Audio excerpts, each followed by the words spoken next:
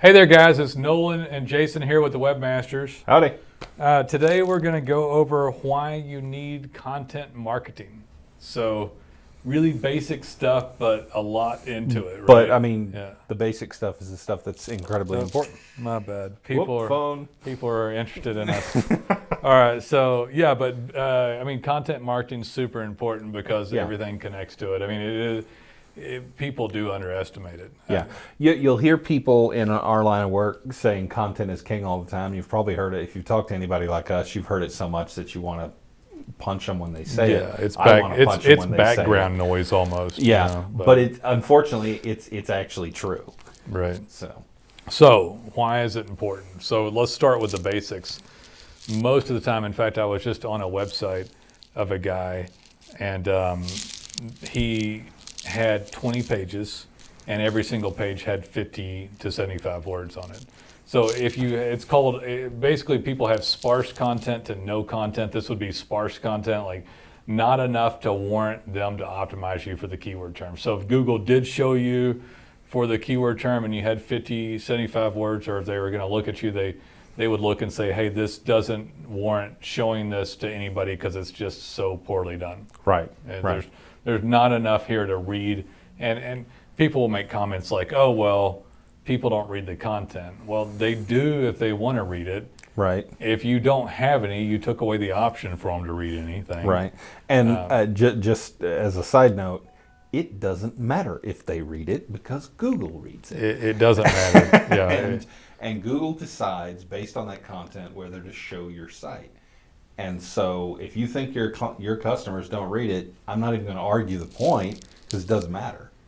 Whether they think it or not. Yeah, whether you believe that or not. It doesn't matter if the client, you know, if it's a business person looking at it, right, and they have deemed it not necessary, then that's just too bad. You have just disagreed with Google, and you'll do very poor in search. Yeah, disagreeing with Google is not a good way to rank well. I'm trying to say it nicely. I don't know, but if you want to disagree with us and you're a business owner, you're in really bad shape. Right. So let's talk about a page of content. So let's talk about a page of content about how about TPO single ply TPO roofing for a commercial roofer. Right. And so they're a commercial roofer, and they have a page for commercial roofing.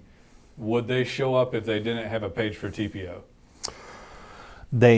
Depending on the market, they might show up for a general roofing search, depending on other factors. If it was done really I didn't mean to trip you up, but if it's if it's any kind of competition at all, the answer is no. Yeah, exactly. I mean, he's talking about. I'm just trying to give a very in-depth answer. Yeah, he's correct. Maybe if you're in a town of 3,000 and you're the only commercial roofer in town. Right. However, if somebody didn't type in TPO commercial roofing, you still won't show up. Right. Well, I take it back. You are minorly correct. You are minorly correct. I was just trying to give an in-depth answer and pad out the runtime. If they're in Show Low, Arizona, or Snowflake, Arizona, why not remember that? So there's Show Low, Arizona, with 3,000 people, and there's no roofers, and someone types in TPO roofing, you're the only thing that optimizes around the word roofing? Yeah, sure. You're going to show up. Right. So Show Low, Arizona, I give it to you.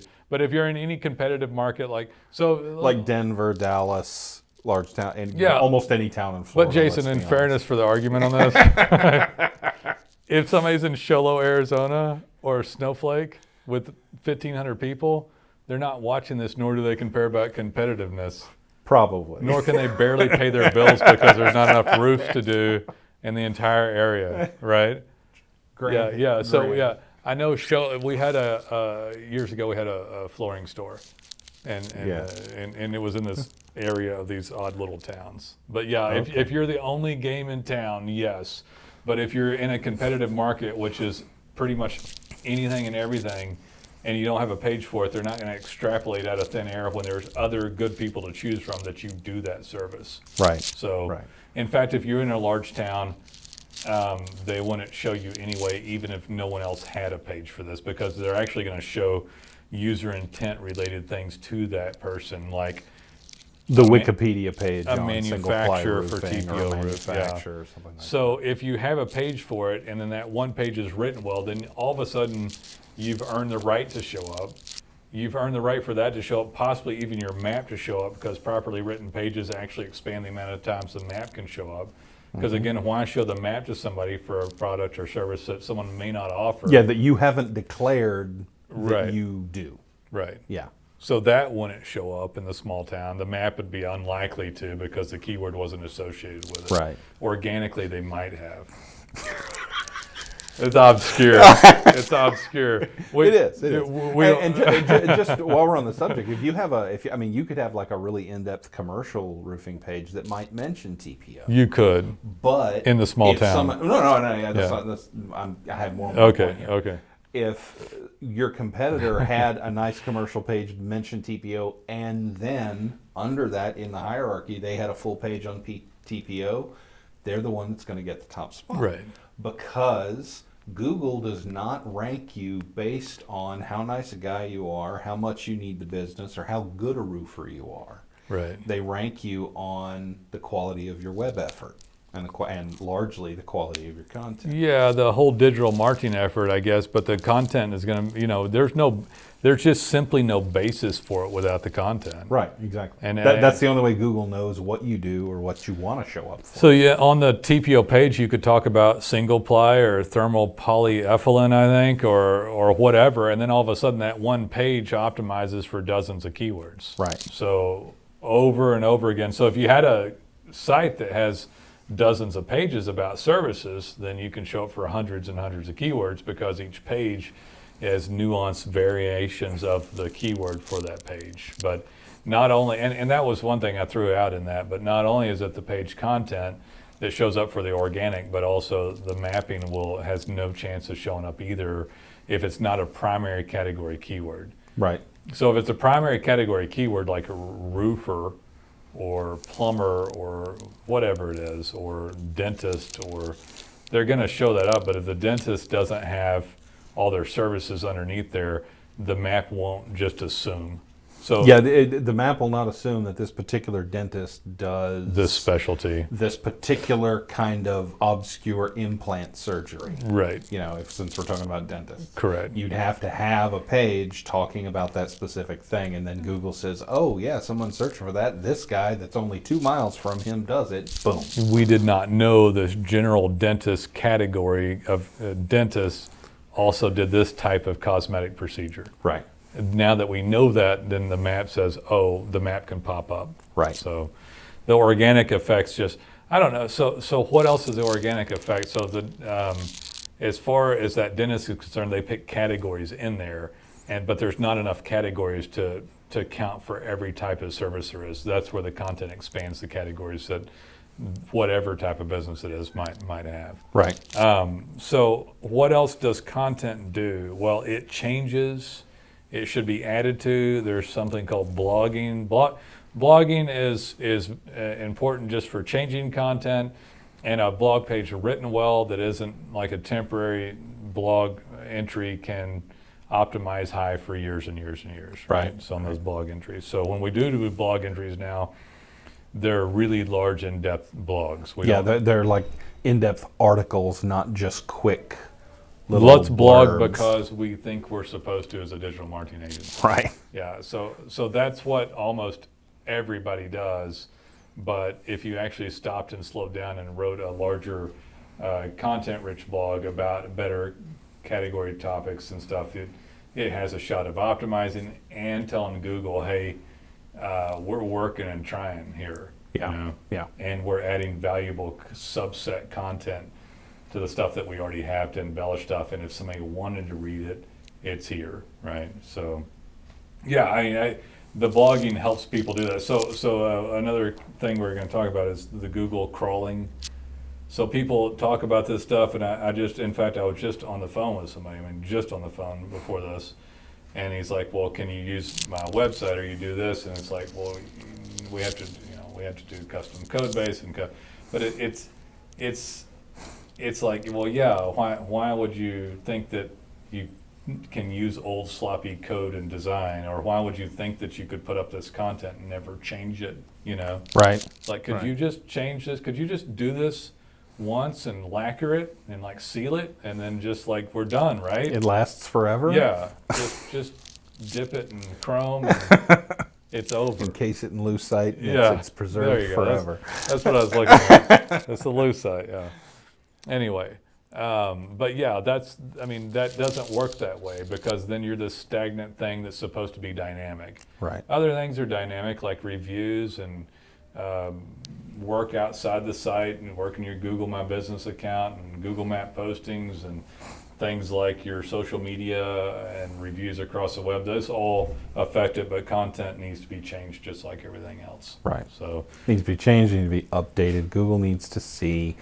It's basically just like every once in a while putting your hand up and saying, yes, we're still here. Yes, Yeah. this business is still in business. And There's so many dead websites out there Yeah. that, like from people that went out of business, never took their site down. The hosting company leaves it up for 3 years because nobody's paying attention. somebody, And, right. and we've seen that. And, Google, they don't know if you're in business if you don't tell them. Right. They don't know if they should show you or not.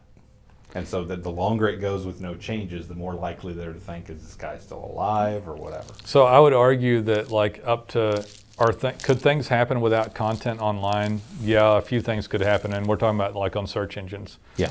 A few things could happen online. Would you lose 80% of your ability to show up online without any content, or like hardly any? Like, yeah, you would lose like 80% of your ability to show up online if you didn't do any content. Yeah.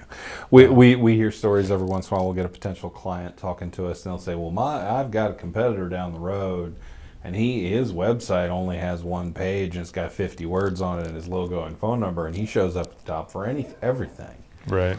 And you see weird anomalies like that sometime, Right. but you better not count on that. Yeah. You cannot assume that the same thing's going to happen for you. We had a Probably guy not. in here the other day for attic insulation Yeah. and home energy audits, and somebody showed up in his category in a major town, and he didn't have a website, Right. but he showed up on mapping.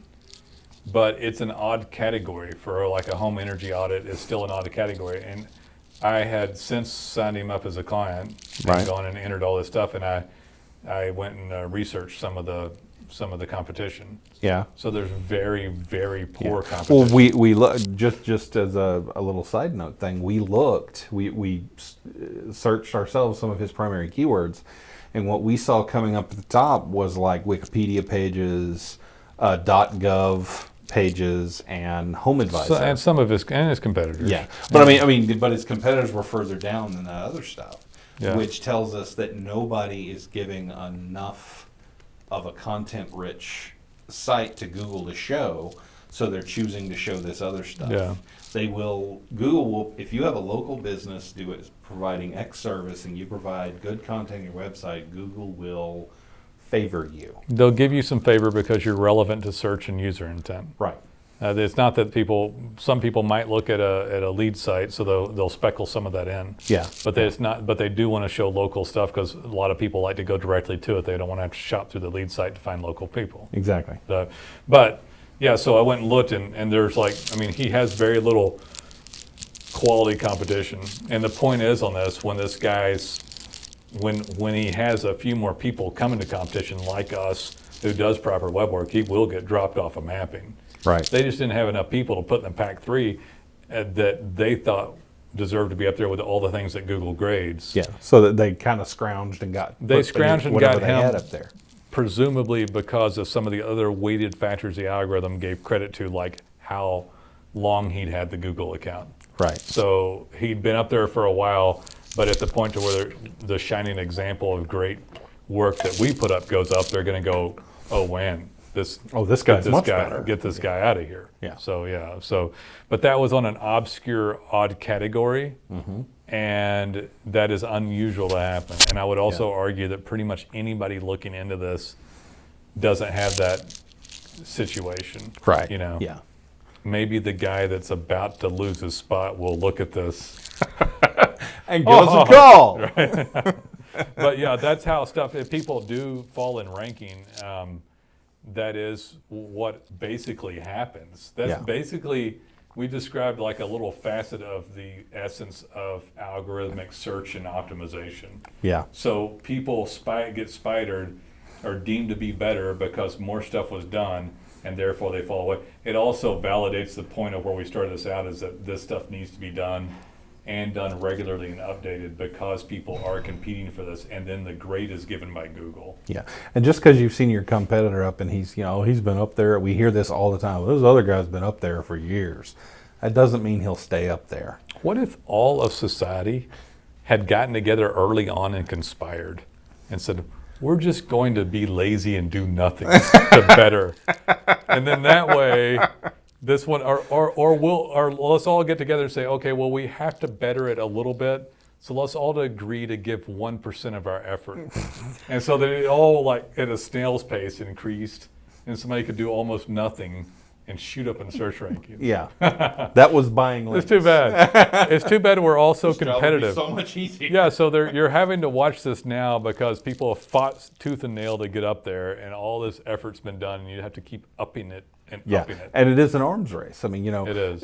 He was talking about pages with 50 or 75 words or whatever, and at one time those would have showed up a few years ago. They would have. Well, yeah. And now there's absolutely no way. 7 years. 7 years. Yeah, well, I said a few. Okay, all right. That's a soft term. Okay.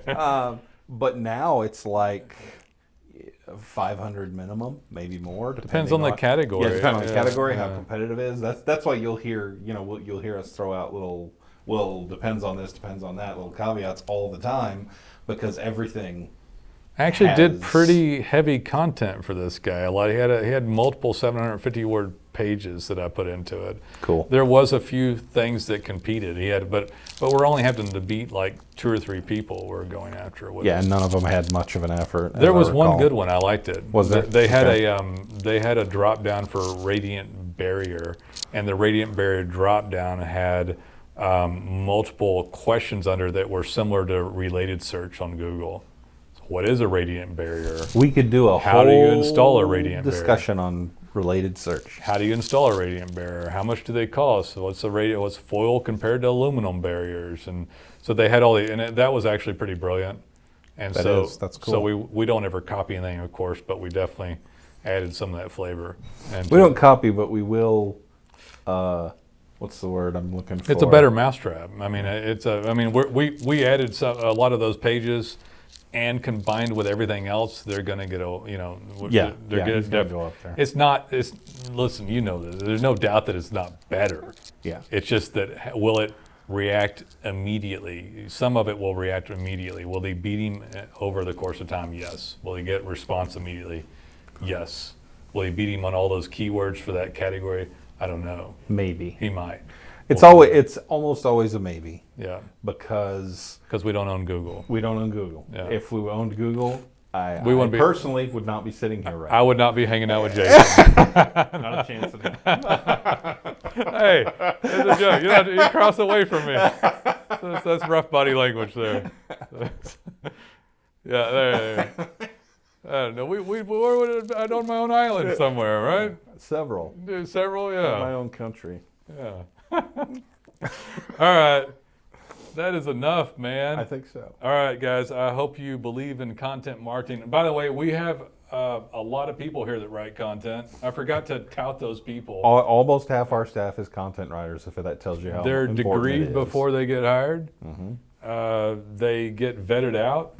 There's an editor, a creative director / everything else, right? Management over everything here. Else Director of operations. And so there's multi-tiered levels of it. They get trained constantly. We've got a great crew to write the content that you need and then stay after it. And we hope to hear from you. Take a look around and then give us a call. See ya. Bye-bye.